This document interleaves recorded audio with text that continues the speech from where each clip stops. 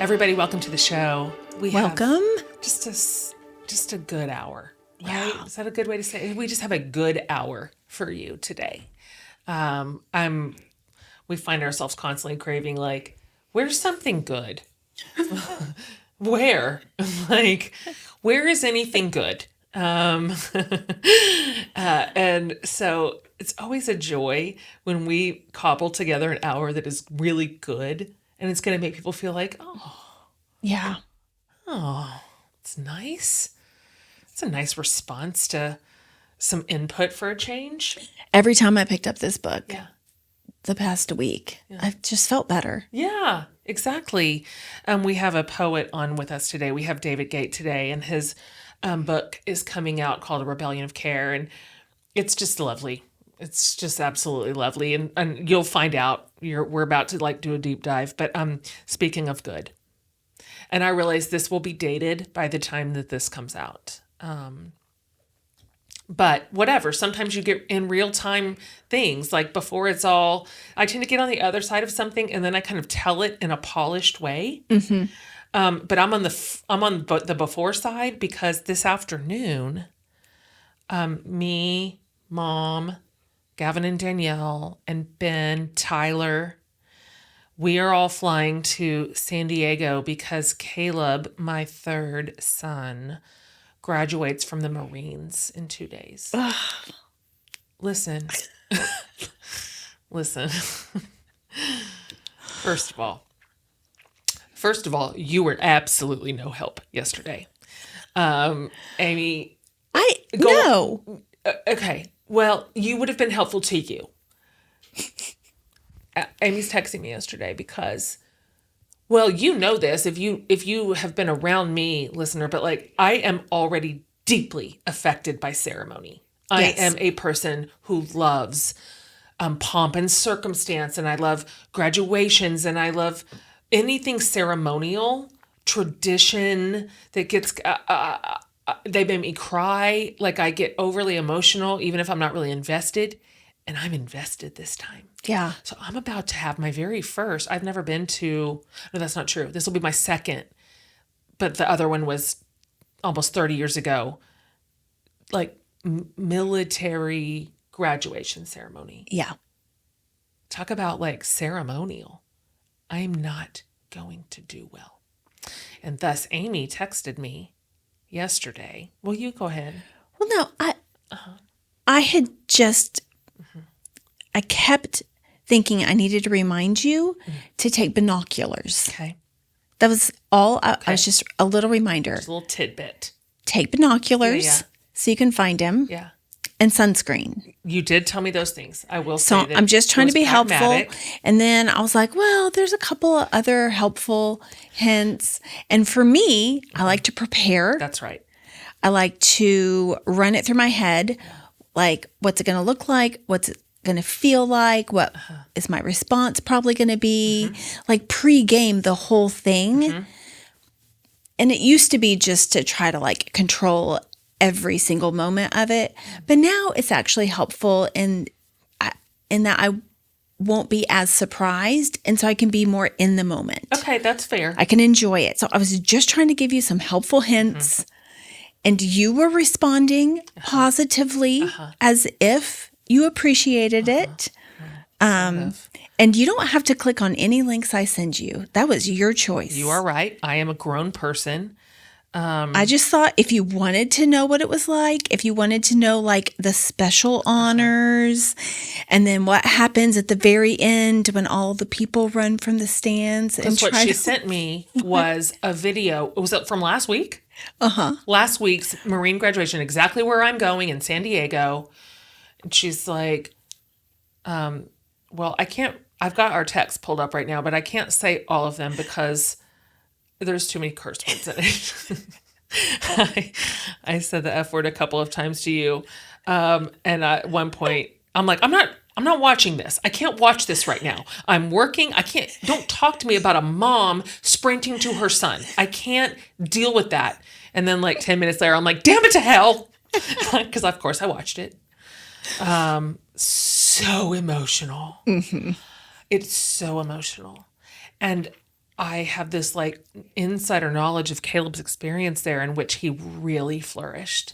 Like he was named his squad leader and he was chosen as one of a tiny handful out of the whole unit, a meritorious graduate. Yeah. And then because you sent me that link, I didn't know that the meritorious graduates got a special thing. And I watched it and I did not do well. I am telling you right now, sitting on my couch, trying to do my other work in the middle of my day, watching these. Guys, what I'm just saying to you is, I immediately texted Tyler and I'm like, you're going to have to be my emotional support person. You're my emotional support boyfriend at this. But having said that, I will say it did help me purge just a scotch of my like highly emotional like response. Yeah. Like I cried on my couch, like I was there, like I was sitting in the stands. And so maybe I will be able to like focus in a little bit more. I don't know. You're welcome. Thanks. Listen, I went to a graduation at Camp Pendleton 30 years ago. And I can still locate it like in my chest if I think about it for 10 seconds. Like, it's just really it's special. And Yes. I know. It really is. Like everything that's going on aside. Yeah. Like Thanks. the ceremony and the patriotism, like there's something just really beautiful about it. I believe you. I live for this stuff. Like, and the fact that everyone who sends someone, like, is told beforehand, like, you send a boy, and then you get back a man. Yeah. Like, it changes them. But you can't really understand what that's like until you spot them through your binoculars. I'm right on the threshold of how much more I could talk about this. I'm covering your face with my hands. This is where I can't do. So again, you don't have to click on my links. Jeez. You brought it up. Yeah, God. Okay. Oh boy. But I think this will serve you well. Okay. 3 days from now. And what I didn't realize is you get family day. Yeah. For a whole day before the ceremony. That's true. Maybe that's new. Yeah. I don't know. I don't remember that. To kind of like break the seal. Yeah. Right. Like if the first time I was seeing him with my eyeballs is when he is walking out in his dress blues in formation, somebody send help. Somebody call an ambulance. That's too much. That's too much. I cried the whole time during my own college graduation. It's also meaningful. And also I have a thing for parents watching the kid do the thing and finish it. Listen. Jeez. It'll be amazing. It's going to be amazing. And did I tell you how cute this is too? His 5 best friends are all going. What? That's what I don't know if you saw the cars out front when you pulled in today, but they're like, Miss Jen, can we please leave our cars at your house? Because they left yesterday. They road tripped to California and they got a rental car. And this is kind of like their first big solo trip. You know, they're all like 21. Does he know they're coming? Oh, yeah. Oh. He's outside of his mind. And so they got an Airbnb and they were so cute yesterday because, I mean, these are young men. They've spent 700 billion hours at this house. But they were just like, it was 6:00 last night when they left. And they were like, I was so excited today. I couldn't work. Like, I couldn't sleep last night. I was so excited. All my coworkers were like, why are you being so jumpy? It was just very cute. It was very earnest. That's so special. So they're all going. So anyway, what I'm saying is this kid has a gigantic cheering section Friday. Well, this is your family's way. You are correct about that. That is so true. Anyway, so I am just so proud. I'm like so proud of him. It was so hard. You know, I'm in these like marine mom shit places, you know, like what's happening with my kid today? Because we can't talk. He can't call. We've only done letters. And it's hard. It's really, really, I mean, I know that boot camp is hard. I'm not saying something revolutionary, but like it's really hard. Really, really hard. He has lost 35 pounds. and squad leader. I don't even know, man. So what I'm going to say is I'm going to freak out. That's the short. Let me wrap it up by saying I'm going to freak out. Okay, I could have just gone there first, but I'm so excited to see that kid. Yeah. I've never not seen him for this long in his life. How long has it been? He left the end of January, and right now it is the end of April. Yeah. So, I mean, I know that's not the end of the world. It's just we've never gone that long without seeing each other. Or talking, insane. He has 7 million words a day. They just have filled my brain for so long. Anyways, okay. It's a good thing, is what I'm saying. I've got some good news in my life this week, and some joy and some celebration and like some pride. And it is a loose segue into our guest today, because this is a good thing too. We are bringing you hope and connection and beauty and art and just the things that I think will eventually save us all. Our guest today, we mentioned him earlier. I've been pretty low-key obsessed with him since I found him somewhere between 2 and 3 years ago. It was more like closer to the pandemic, when I don't remember how I saw it. Somebody recommended it. I can't remember, but I saw one of his poems online, immediately screenshot it, sent it to a bunch of people, started following him, and have really just become a fan and admirer ever since. So we've got David Gate today. So if you haven't found his work yet, let me tell you about David. He is a poet. He's an essayist. He's very much a truth teller in the way that I respect and the way that I'm actually craving right now in the world. So somehow he manages to be really, really like tender and soft and emotional, also unflinching and honest. And those things work in tandem in a way that I don't know how to explain to you, but it's like if Wendell Berry, and your like emotionally available best friend had a baby, but that baby loves memes, and that baby also loves like anti-capitalist TikTok. So how's that for a description? So let me tell you about David. Born in London. Then he lived in Belfast. He mentioned to us that was a really formative time, and I would like to have heard more about that. Yeah. What he learned. He said he learned a lot culturally, but anyway, we didn't get to it because we talked for 1 solid hour, and I skipped some questions. Yeah. But moved to Belfast, and then, weirdly, Florida. He lives in Asheville, North Carolina with Emily, his partner. They're 4 kids, and he writes.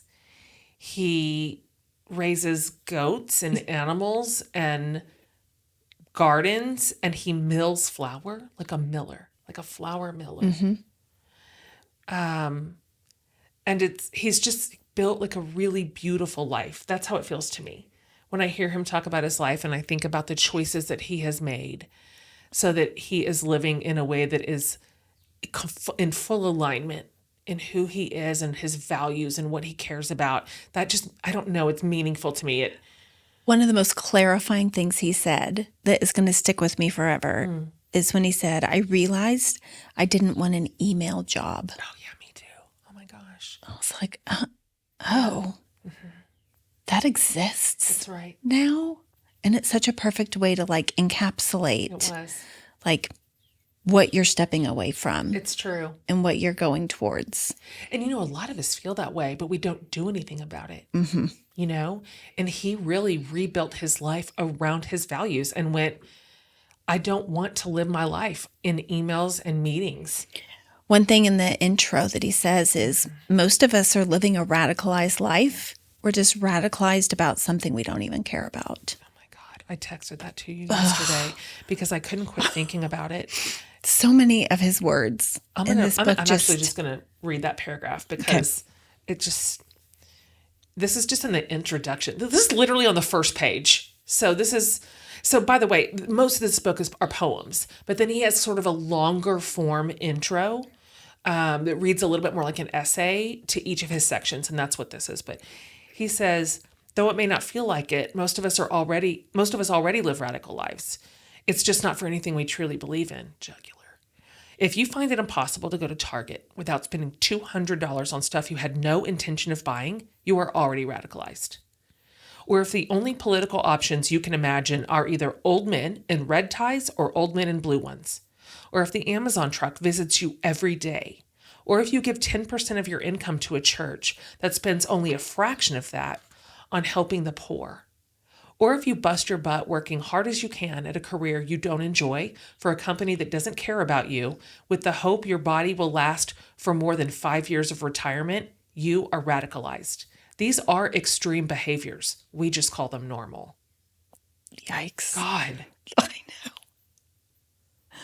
I mean, jeez. Hard to hear Yeah. and absolutely necessary. That's how a lot of his words land and hit. They did for us and they will for you in his new book, which is called A Rebellion of Care.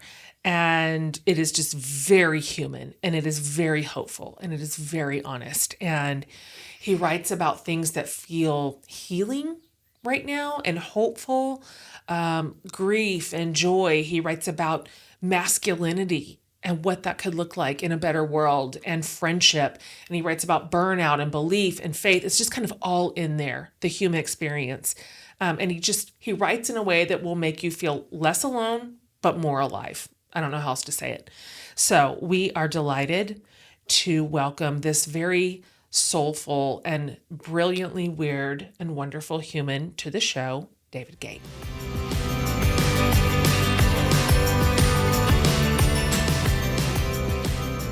All right, David, I'm so happy to meet you. I've wanted to meet you. I'm glad to meet you. Thank you for being on the show. Same. Thank you for having me. This is such a treat. I love what you'll do, so this is a real pleasure for me. Thank you. Amy and I have been texting each other about your book for the last couple of days and what we liked and what we loved. And I stumbled upon you maybe 2 years ago. It could have been 3. I am a sort of recent devotee of poetry. It was a genre that for me, I could never get my brain to click into, primarily because I learned classics and when I was younger. And when I found Yeah. your style of poetry and some of your compatriots and the way in which you write, I was radicalized. I'm like, oh, that is what I love. Like the way that you string words together is profoundly wonderful. You are very gifted, very, very Thank you. gifted.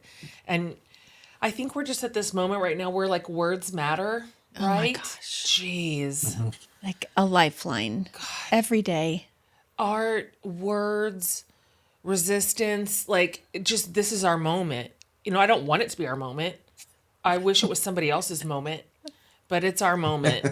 And so we're just happy to sort of be shoulder to shoulder with you in this world right Yes. now, using the Yes. power of our words to the best of our ability, Yep.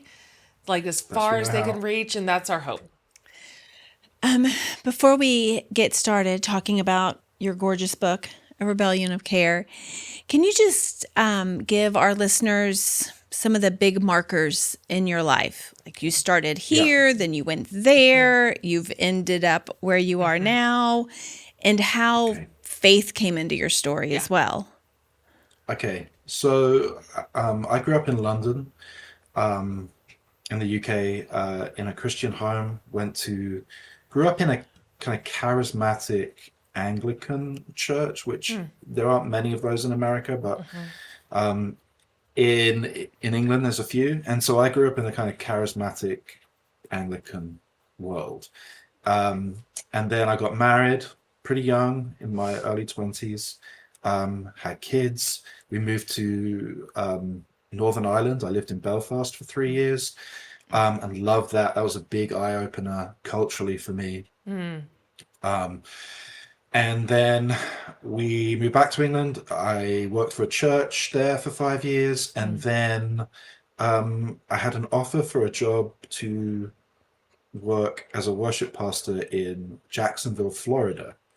And so we wanted a little adventure, and we decided we were gonna bring our kids. We have 4 kids, and Emily was 8 months pregnant with our youngest kid when we Oh, moved jeez. to America. So we've got our anchor baby. We're good. And Uh-huh. so we moved.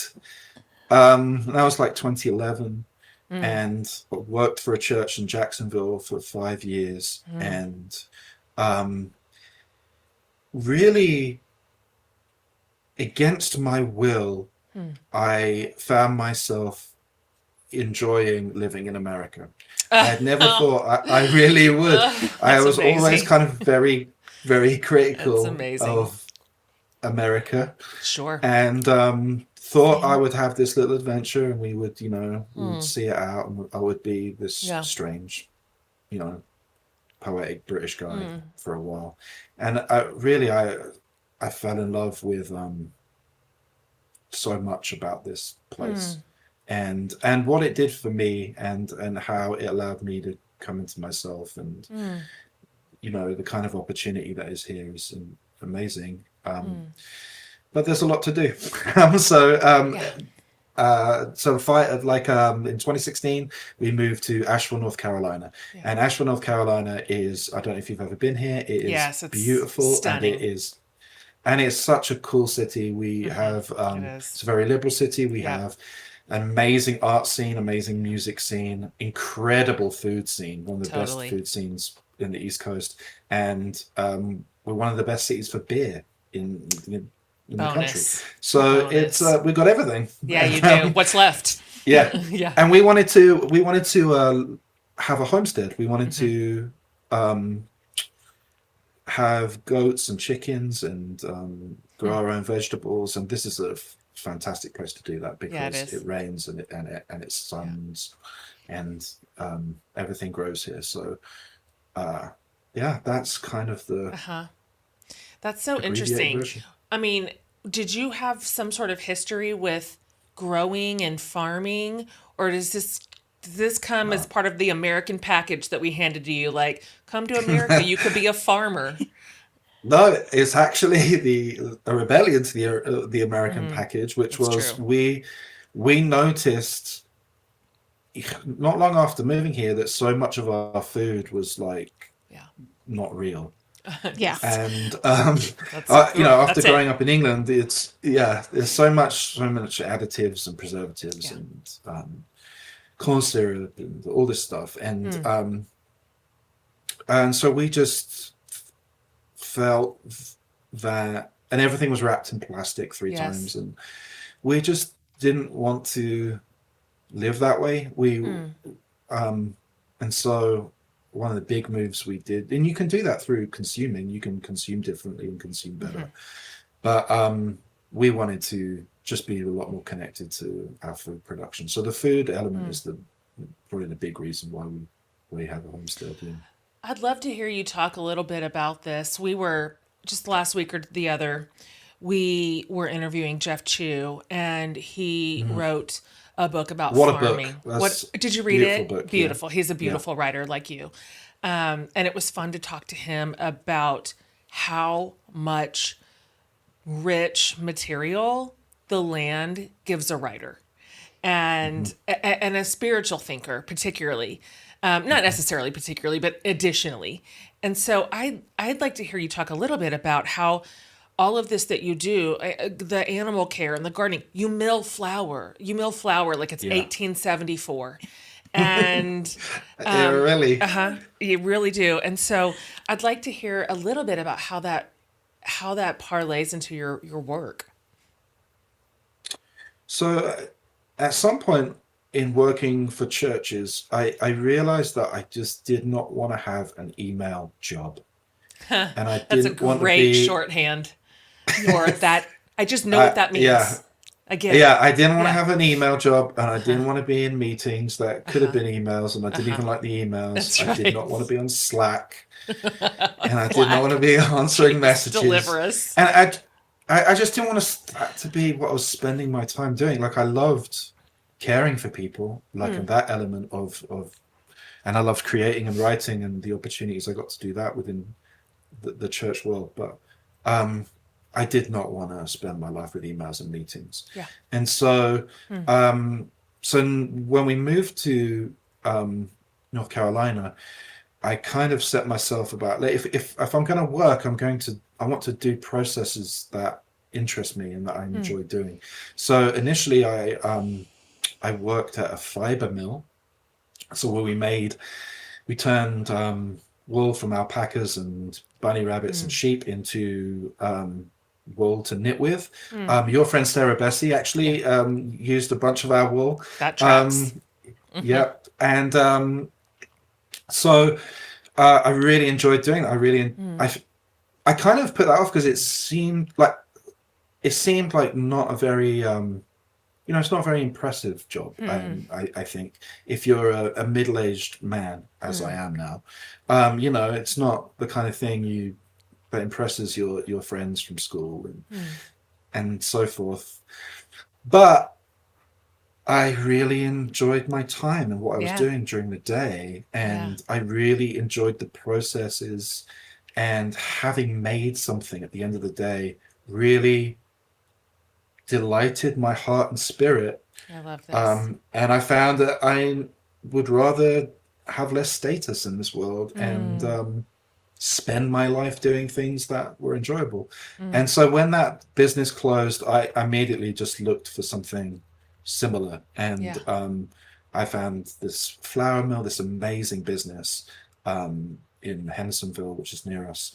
And we mill flour. So every day I go in, I put grain into the mills, old stone ground flour, and we turn it into this amazing whole grain product.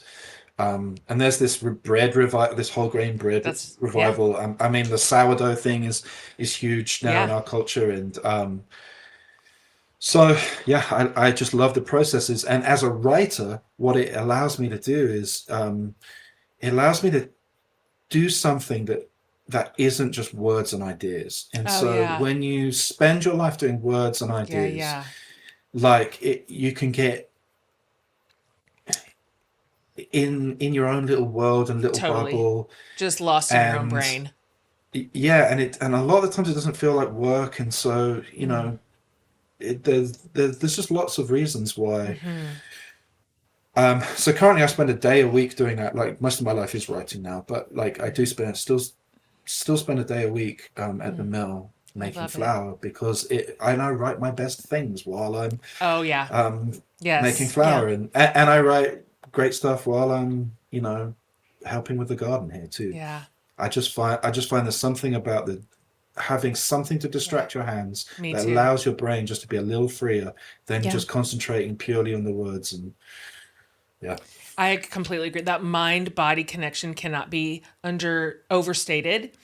When I am stuck, when I'm absolutely stuck, I'm like, that's it. In the car, windows down, let's just go. It'll come to me from the back of my brain while I'm driving up the road in the hill country. That's where I'll find it. It won't be here in front of my screen. Let's talk about your book, because we love it. We love it. Thank you. And I love the title. I love the cover. Love the cover. Who did your cover? There's a guy called Armando, I forget his last name, who is an illustrator, and he illustrates for the New York Times. And we were so glad to get him. And he did an amazing job. It's beautiful. Beautiful illustration. Can you talk to us about the title, A Rebellion of Care? What does that mean? What does it mean to you? How did this begin? It really began from... So I'd started writing, and I started putting things online, and I didn't really know what I was doing. Like, I was just really doing it from instinct. Like, I was doing things that interested me. I was doing things that I liked. I was drawing on my past as a writer in church, and writing sermons and songs for churches. And I was kind of drawing on that, but wanting to do different things. And so I was really just throwing out a bunch of stuff. And I didn't really think about it too much. Like, I didn't really think about, I wasn't trying to do anything. I was just trying to write and share. Sure. And then after a year or so, I started to think, well, what is this? What have I done? What is this collection of work? And really, the consistent theme in it was care, Yeah. and care of spiritually, emotionally, physically, ecologically with the earth, socially, politically. Everything that I was writing had this theme of care, and so that phrase, a rebellion of care, really came from me working out what my spiritual and political priorities were. And so I kind of did not feel particularly connected to a particular denomination anymore. I did not feel connected to a particular stream of doctrine. I did not feel connected to a political party either. Yeah. And I'm just like, well, what am I then? And what do I believe? And so Rebellion of Care really summed up where I am in the world right now, and what I want to concentrate on in the second half of my life. Yeah. I love that. Nice. The introduction to the book reads like a personal manifesto. I love the intro, actually. Yeah. We were just talking about that yesterday. You write, a rebellion of care lies on the far side of cynicism. Can you talk about what you mean by that? Expand on that a little bit, and what it means to reclaim care as a radical or subversive act. Cynicism is so tempting. God. Yeah, it so is. And I think there's something in the kind of my age group, like the kind of younger Gen X, older millennial group, which is naturally very cynical. Like we grew up with, you know, the kind of counterculture, and we, you know, nothing's, you know, everything corporate's not cool, everything, you know, screw the man, and like just a lot of countercultural stuff.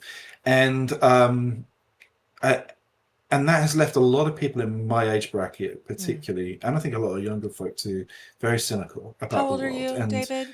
I'm 44. Yeah, okay. So we're just a little ahead of you. So yeah, I think there's just a lot of people that I know that have got stuck in cynicism, and so and I think to some degree I did at various points. Yeah, You me know, too. yeah, it's like, how do you, you know, when you're working in churches and you're seeing the kind of things that, Yes. that like big churches do and big conferences do, and then you go to the bank and you see what the bank's doing, and then you go to, you know, like you turn on the news and you see what the government's doing, and it's just very hard not to be cynical about everything. And but what I found is that I was cynical because I really, really cared. And because I really, really cared, everything was just so overwhelming, and the easiest way to deal with that is to shut down and be cynical and be snarky, and I still have a lot of that. But I realized I had to get through it, like spiritually, like it's a place where you just get stuck. And I was witnessing a lot of my friends get stuck, and I realized that I had to press through and really embrace what was behind that cynicism, which was that I cared an awful lot. And so to be very, very earnest in that care. And so for me, like as I turned 40, it was a real embrace of my own earnestness, which you want to avoid, like when you don't want to be cringe, you want to be cool, and you know, like in your younger years, but really it leads nowhere. No. And so I had to really embrace my own earnestness and my own care in the world, and really concentrate on what did I want to build, rather than what did I want to tear down. Totally. And there's a lot I want to tear down, and I hope I do so, but I hope I do so by building something else, which is a rebellion of care, by building communities that undermine the structures we have. That's just the evolved, more mature, deeper response north of cynicism. Cynicism has its place, you know, that it pulled a lot of us out of toxic structures and systems and places enough to sort of jar us out of complacency or complicity or both. But it is corrosive after a while. And then I noticed in my life, I ended up embodying some of the same traits I was just leaving. I put it on in another lane.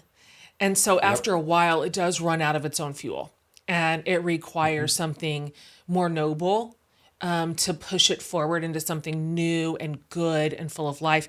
Listen, what we're going to try to do is just not read to you all your own words. So I'm going to try.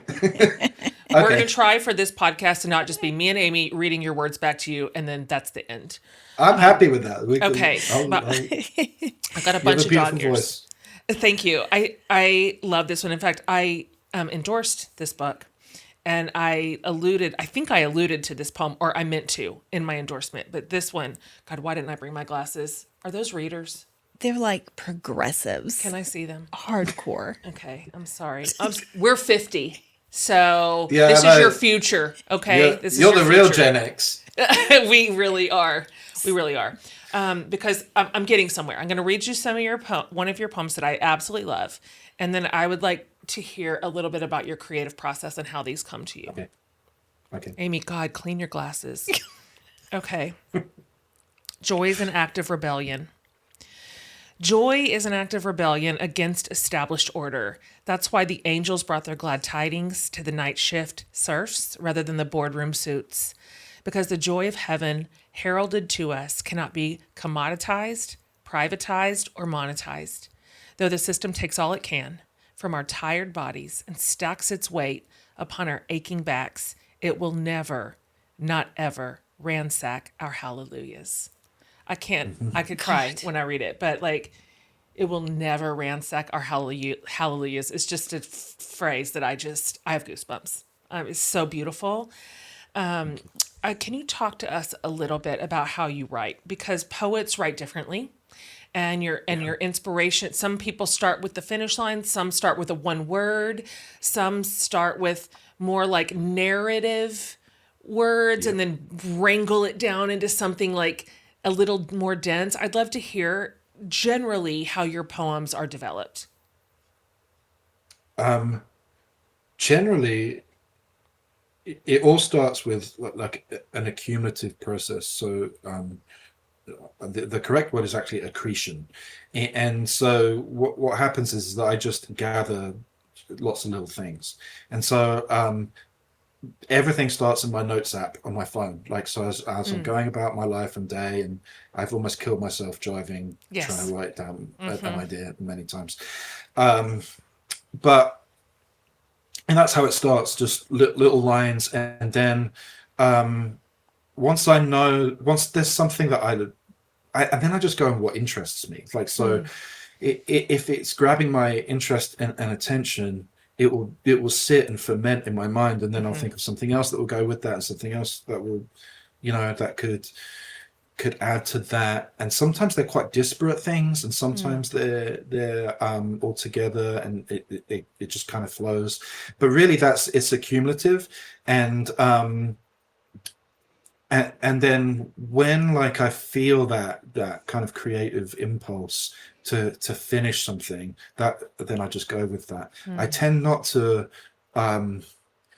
be disciplined in finishing because I have so many things on the go. I really just go with what is interesting me in the moment, and because that creative energy, that my interest, like what is grabbing hold of my heart and spirit, I think if you can capture some of that and communicate that in the work, then that will grab a reader too. And so it has to always be something that interests me. And so with that particular poem, I had that line, joy is an act of rebellion, because I was thinking about the rebellion of care. I got it from I heard Bono say a long time ago, joy is an act of defiance. And that stayed with me, and I liked it, loved it. And so when I came to writing this poem, I had this line, joy is an act of rebellion. I've since found out that there is another thing called joy is an act of resistance, all of which are true. I love them all. So yeah, I love them all. But like the genesis of that isn't like particularly mine or original. But then I had this line, and I wanted to write a Christmas poem. So this was a Christmas poem because it talks about the angels visiting the night serfs, and then just the way my brain works, like kind of anti-capitalist way of thinking, was like, well, it came to the night shift workers, not the boardroom people, and and then the rest just came, and you got the privatized, commoditized, monetized, which as words are not pleasant words. They are, to me, privatized, commoditized, monetized. There's harsh. something about those words that are harsh words, and so then that brings that. And then I had that line, ransack our hallelujahs, in a different poem, and I just thought this rounds this one off perfectly. So I'll do that all the time. Like this is one of my big creative tips, is always spend your good stuff now. Oh, that's good. So like don't wait until like the perfect thing. It's like, if you have a great line somewhere else, or you have a great idea somewhere else, and it would work in the thing you're doing now, just dropping it. Like, and you have to trust yourself that you're going to come up with better things later. I love that. I got similar advice as a young writer, to never save the good stuff. My agent told me this is a bridge because I'm about to talk about this, but when I was writing the book that I just wrote before I'd started, and it was going to be a pretty heavy lift of a book, she said, Jen, save nothing for the swim home. And I just thought, like, get out, use every word, spend every bit of it, get to the middle of the ocean, save nothing to get you back to shore. Like, that's how far you got to go with this writing. And you don't leave anything for a future project. And I carry that in my heart. And so it's that book I want to talk about, because this, because I've had to reach out for your permission. I've included one of your poems in that book, In Awake, which comes out in September. And at the time, I just pulled it off your Instagram feed. It wasn't in a book yet. I've been following you, and it was so beautiful. And I've bought your prints. I'm a fan. So I pulled that poem and dropped it right into my own manuscript and went, I think we've got to ask permission for this, even though it was an Instagram post. But now, guess what? It's got a footnote of like a whole damn book. Yeah. But in the poem that I used of yours, this was one of the lines. You said, I am not your cup of tea. I want to be devoured by those who value all I am. It was, I'm truncating it so much. The whole poem is so spectacular. It's the kind that kind of sets you back in your chair. But this makes me curious about you, because anyone who's able to write, I'm not here for your kind of watered down taste. I'm not here to make you feel comfortable. I'm not here for you to tolerate me. I need somebody just to drink. Tells me that you have had resistance in your life, and even conflict. And I just wonder if you'd be willing to talk about that and maybe the source of some of these words. I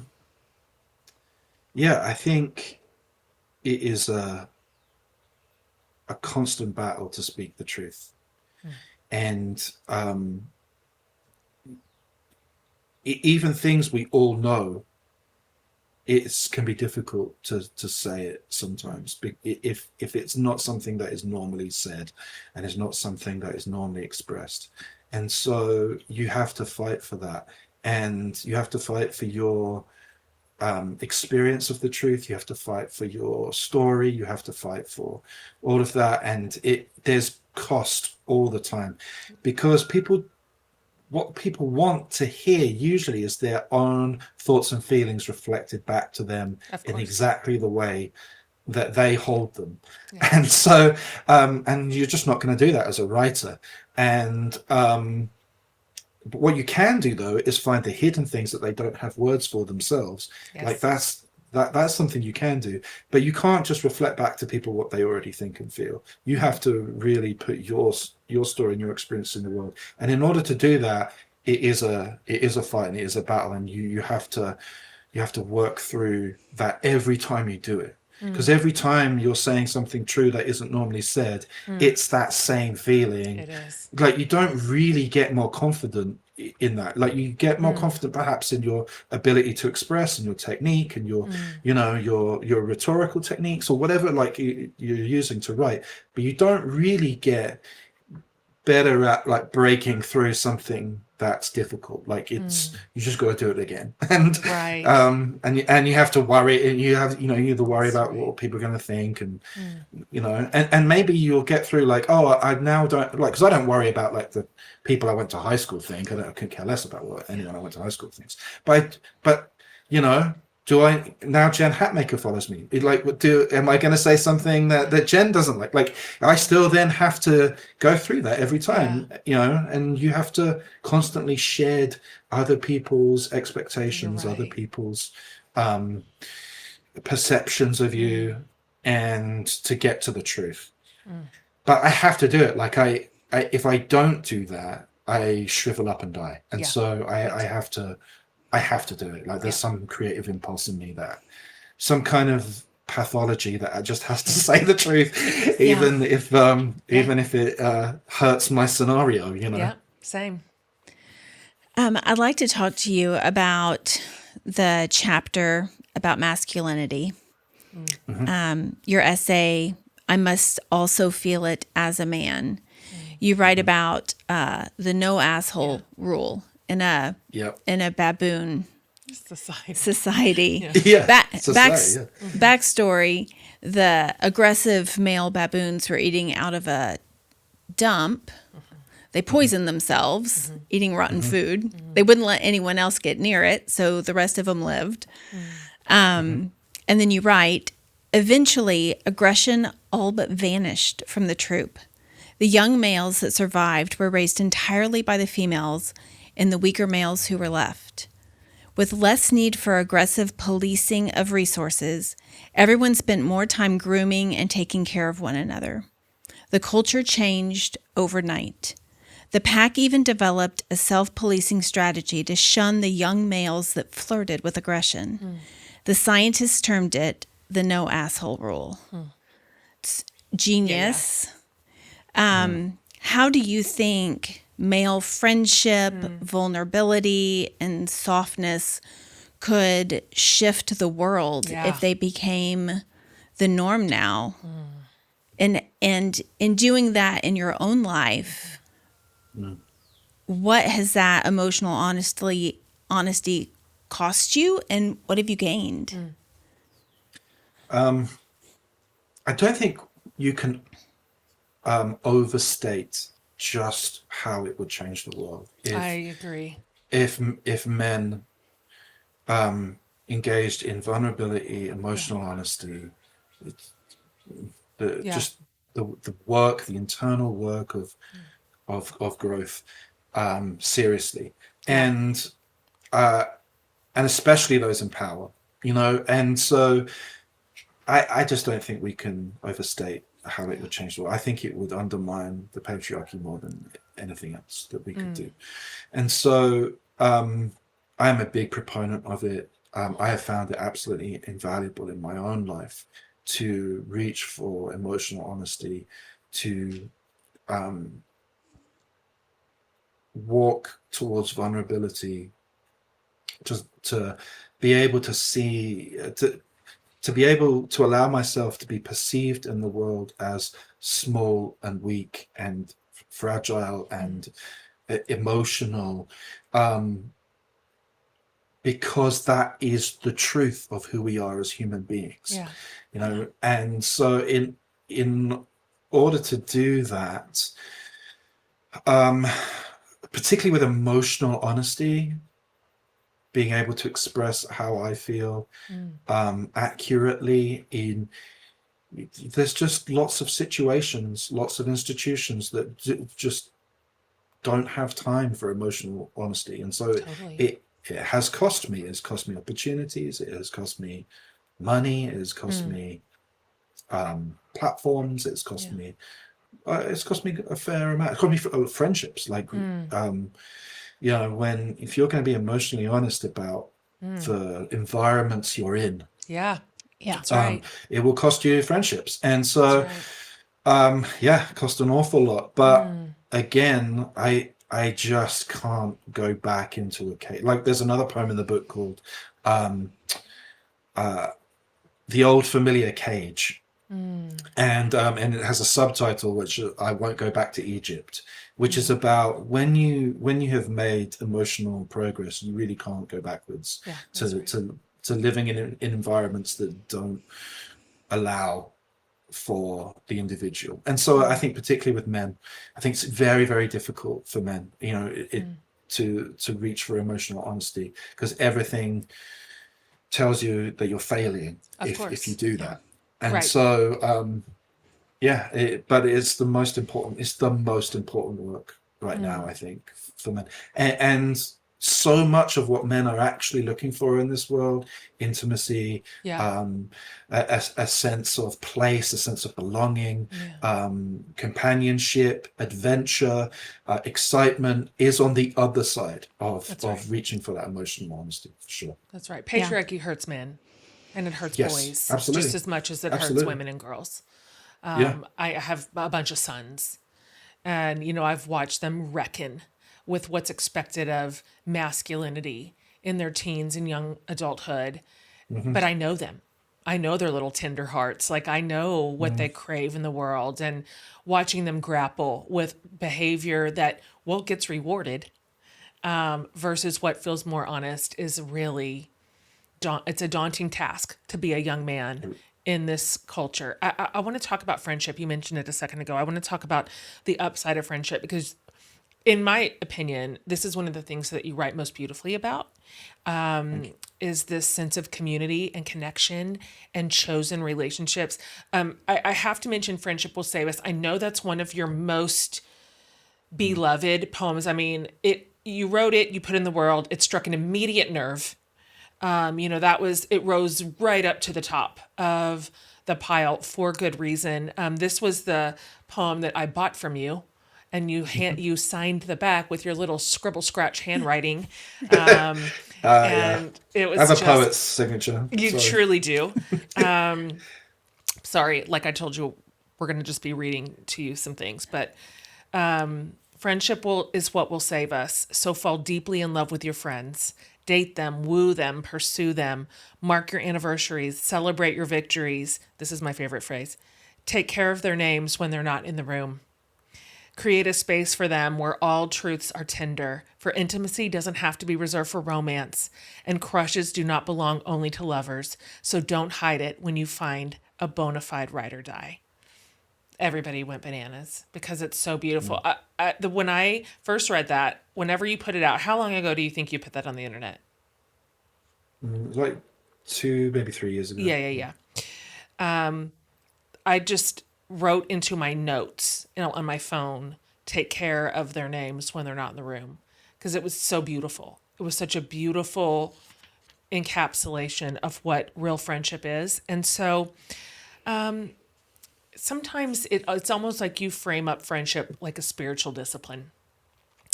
And so can you talk to us about the quality of your friendships and why this theme factors in like so prominently for you? I think it's because the more and more I considered life and faith and what I really believed from Christianity and the Bible, and just I and matched that with what I experienced in my own life. I was like, there is nothing better than being with friends and laughing and eating and drinking. There's just nothing. There's just literally nothing better than that.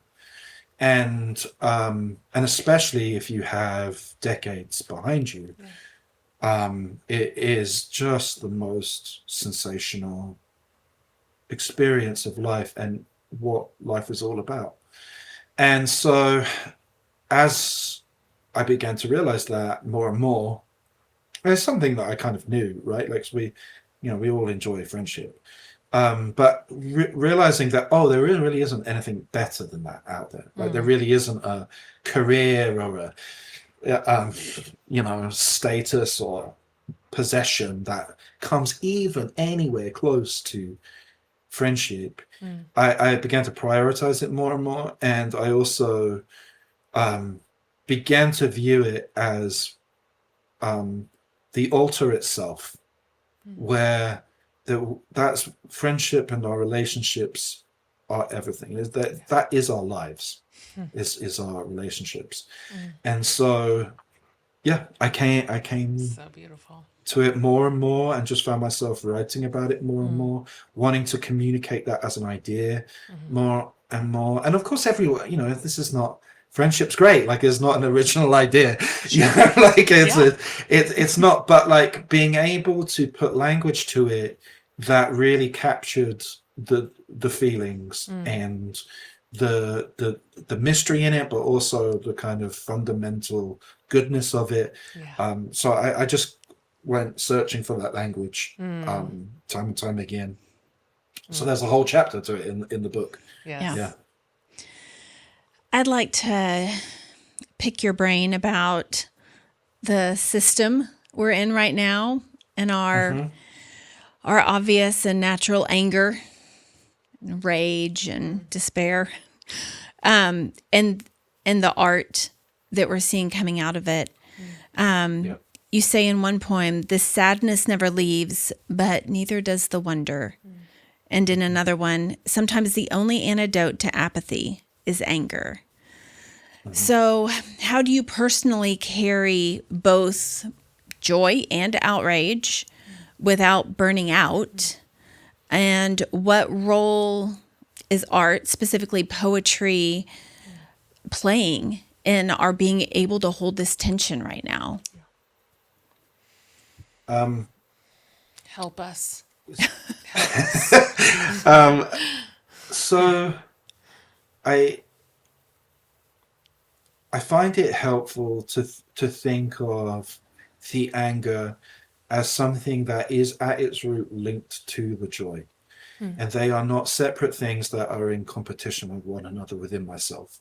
They are at the root of it a love for life. And so the anger is sprung from where I see life crushed, where I see people oppressed, where I feel, that the systems and the authorities that sit above us are acting against our interests, and crushing our life, really, time and time again. That's where that anger rises from. But right down there, it's right linked. It's at the same. They have the same roots. It's a joy for and a love of life, and so I don't try and think of it as like different emotions that I have one or the other at the various times. I try and see how they're connected, and so when I'm in that very angry, phase of being, I try and find the root of that, which is joy. That's good. And then also when I'm in like, I'm having a great time with my friends, and like I've got a book coming out, and like there's just lots of joy in my life, I try and also link that back to, and therefore we got to keep. I want other people to know joy too. I want other people to have, like, I want the children in Gaza to be able to wake up and not worry about being bombed, and to even have the concept that they could pursue joy today. And so like it's all of that, like all these things are linked, and trying not to separate them too much, or to feel like this kind of pendulum swinging between them is important. It's important to pay attention to how it's all linked. That's actually helpful. That is helpful. Good. I haven't. It is to not just feel like, oh, I'm having a moment of respite, so I'm over here in the happy spot, but just all I'll have to do is open up, Instagram, and it'll swing me back over here again. But to see those as interlocked between just a love and a care for life, and they're together. And also seeing like where, I think anger is actually totally fine as long as it is propelling you forward. I think when anger becomes, metastasized, and just becomes destructive and keeps you stuck, and keeps your community stuck, and you're not actually going forward with care, and then but that's good. so it's all about not being stuck. It's all about, keeping things moving and flowing forwards. Yeah. One last question. You, because you have such a history inside the system of church, the systems of Yep. religion, even though you've ping ponged around different denominations and sort of different traditions, and thus, you're you level pretty fierce criticism often at organized religion or the church or the alignment with, you know, white evangelicals with the Trump administration, just all of it. So do we. So I wonder if you can talk a little bit about your faith evolution, because you're a long way from a charismatic Anglican, whatever that is. That is a new category for me today. And then, over to sort of this Western, probably evangelical expression of church. And you've had an interesting, and so have I. So I relate to this a Yeah. lot. And so can you talk about that and where you find yourself today? Yeah, I was thinking about this the other day. So I would say there are, in my spiritual journey, there have been four major things that have happened. One is the charismatic upbringing I had, which I don't hate or shit on. I am grateful for it. And it taught me to experience God and experience the world, and that you can engage and that it's real, and so I love that. I then learned a lot about the kingdom of God, which what I learned was that it was this upside down kingdom of this king who was actually a servant, and this king that didn't sit in a palace, but died and suffered. It's the suffering God, and so that was very important to me, and I'm glad I learned that. And then I learned about the mystics, and then I learned about St. John of the Cross, Teresa of Avila, Julian of Norwich, and I spent a long time learning about that, and I loved that kind of the solitude, as a poet, the solitude in that, and the seeking in that. But then I came to Black liberation theology, Yeah. and then and South American liberation theology, and then eventually in the same vein through to queer liberation theology, and really those things then kind of brought me out of that mysticism back into action. And so that's the kind of little journey I've been on, and I'm kind of at this, I'm open to other sea changes in my life and thinking, but I also kind of feel like I have learned a lot. I've read a lot of books. I've done a lot of theology. I've kind of learned. I'm not lacking in learning. I'm lacking in experience and doing and seeing those ideas really work themselves out in community. And so that's kind of, so where I'm at right now is I pay attention to my spiritual practices, but that isn't necessarily reading the Bible every day and tithing. It is giving to mutual aid funds instead, and it is creating. Like I take my spiritual practice of creating very seriously. Like I have to do that pretty much every day, and that is a spiritual practice for me. The spiritual practice of sitting with my friends and eating and drinking and viewing it as a spiritual practice. Yes. And there's lots of other things too, solitude, all sorts of things. But yeah, that's the kind of where I'm at right now. And yeah, I still believe in spiritual communities. I still believe in various doctrines and beliefs that I've picked up along the way, but the doctrine element of it does not drive anything for me. It's really care and life and love that drives me, propels me forward. Yeah. Before we let you go, I want to tell you one of your poems that brought me great joy. I kept going back to it. It's called Stay Weird. Oh, yeah. Make your corner of this planet as weird as you want to. Geek out in every way your quirky heart desires. Be a fan, be a stan. Embrace obsession, value expression. Remember that a doctor is just a body nerd and a rock star is just a music dork. Yeah. So there is no point hiding all the ways you are unique because every single one of us is a gorgeous little freak. It's the best. Oh my gosh, I want to put it on a t-shirt. Yeah. Gorgeous little freak. Gorgeous little freak. I loved it so much. I know, I do too. As much joy as that brought me, I'd love to know what is bringing you joy these days. Yeah, we hear those chickens out there. Yeah, can you hear them? Yeah, they're.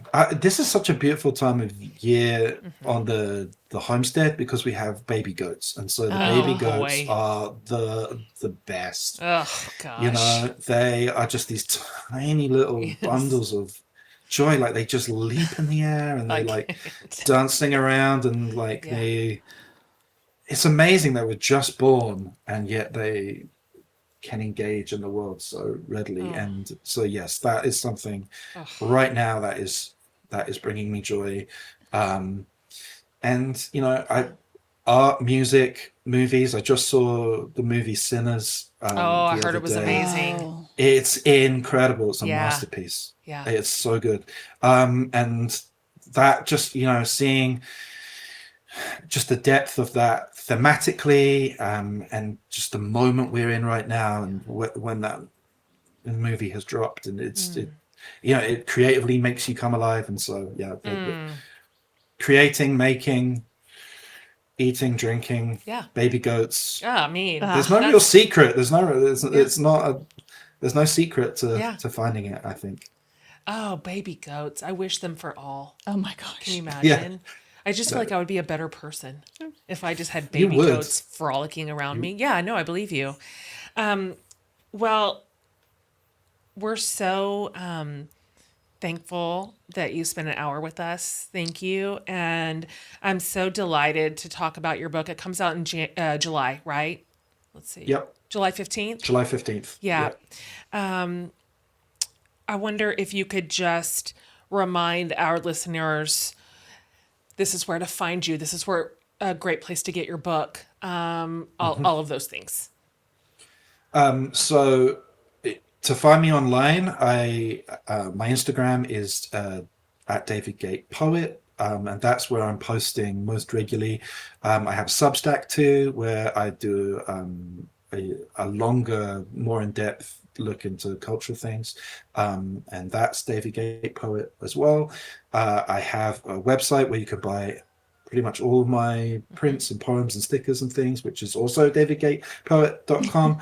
And the book itself, I would love it if you would buy it from your indie bookstore, from whatever town you're living. If you would like a signed copy, you can buy it from my local bookstore, which is Malaprop's bookstore in Asheville, and we're doing signed copies through them. But really, wherever you get your books, it's going to be there. So fantastic! It's beautiful and it's right on time. These words, this collection of poems it's just relevant and needed right now, and it is your own little rebellion and resistance, and we're grateful for it. It gives us a place to hook into with our own feelings and sense of purpose. And so, well, yay! Now we know each other. Now we're friends. We are. That's how this works. So just in case you didn't know. Thank you. I actually think I have your cell phone up here in my guide. So guess what? That's mine now. Yeah. Yep. Feel free. Okay. Should you ever be in Austin, we're kind of Asheville's bigger sister. You are, yeah. We've got some real similar vibes over here. So should you ever be here, we will feed you and we will show you the greatness of this town too. So, all right. Thanks for being here today. Thank you.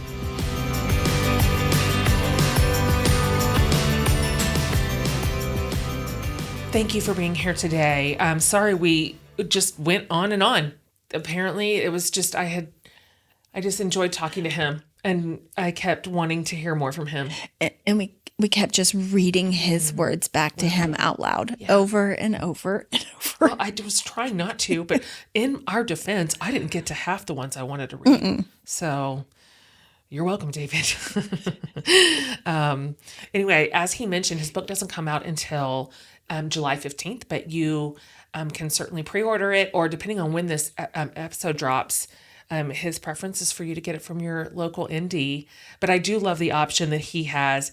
If you'd like a signed copy, his local bookstore has signed copies, which we'll bring that link to you. You know, I'm doing that too with Book People. For Awake. So I will also have signed copies available through my favorite indie bookstore in September. But we will round all of this up for you. So if you go to jenhatmaker.com and go under the podcast tab, I'm going to have links to David's socials and his book, pre-order if you'd like a signed copy, his Substack, and then of course links to this particular episode if you'd like to share it. Also, when you're over there, you guys, we have this feature that we love, and it's for you to leave us a voicemail. And you'll see a button on that page that just says send voicemail, and you just click it, and you can tell us whatever you want to tell us. You can respond to any given episode. You can say, this is something I'm thinking about. This is something I learned. This was one of my favorite things your guest said, whatever you want to say. We love hearing that feedback, and also a lot of those are going to make it into the show. So thanks for responding in that way, and also thanks for subscribing. If you haven't done it, do it. It's a 5-second task. Wherever you love to listen to your podcast, just hit subscribe or add or plus or follow, whatever the button is, and our show will automatically populate right into your little personal podcast library, and you'll never miss an episode. All right, you guys, thanks for joining us today. We hope you loved this episode as much as we did, and we'll see you next week. Thank you.